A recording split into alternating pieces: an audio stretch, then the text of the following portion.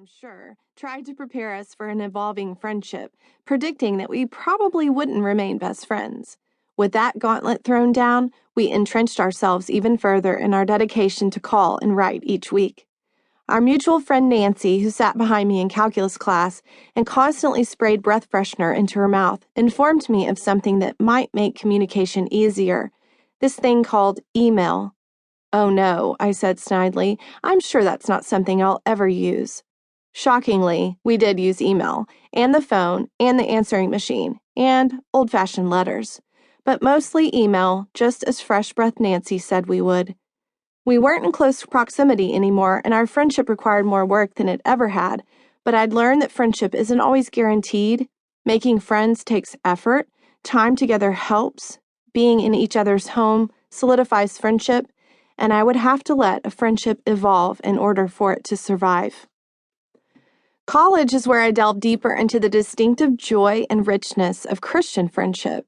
My freshman year, I joined a Christian sorority made up of 300 girls who held me accountable and asked me about my walk and wanted to do life with me. And did I mention that we had a counterpart Christian fraternity? I met my husband through that fraternity, and we were elected presidents of our respective groups at the same time. I'm not joking. We each had red presidential phones, hotlines that allowed us to call each other with Christian emergencies. Okay, I'm joking about that one. Christian community in college, I discovered, required a new kind of vulnerability. In high school, vulnerability was revealing the name of the boy you had a crush on. In college, however, there was the whole aforementioned accountability thing. People wanted to know stuff so they could pray for you. You listened to their stuff so you could pray for them. This was Christian friendship in college, cemented by intense time together, proximity, and lots of fun. I found it incredibly fun to live with and among my friends and to stay up past midnight talking and laughing and even praying together.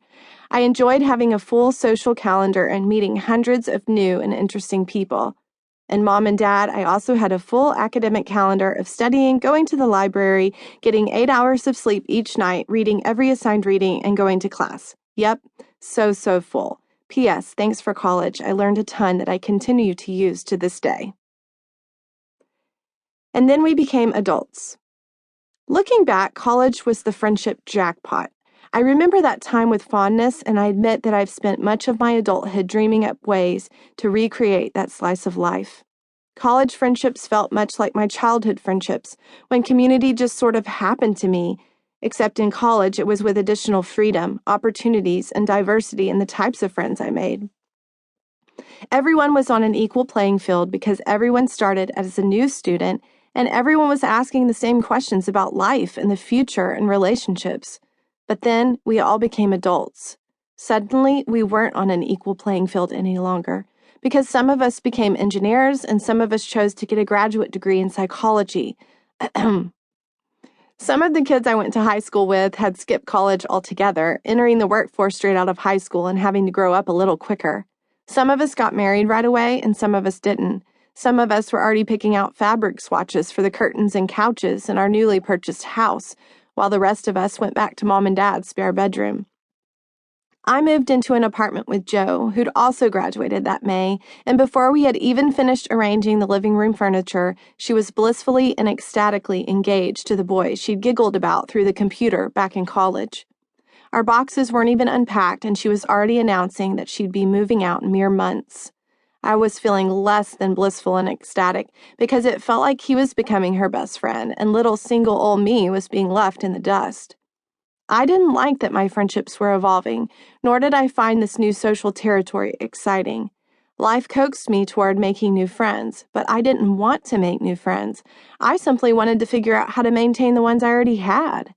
I wanted things to be how they used to be.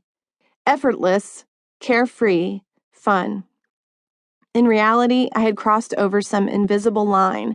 I was no longer a child, and friendship had become inexplicably and frustratingly hard. The ease of childhood friendship was forever irretrievable. Becoming an adult did a number on our friendships, did it not?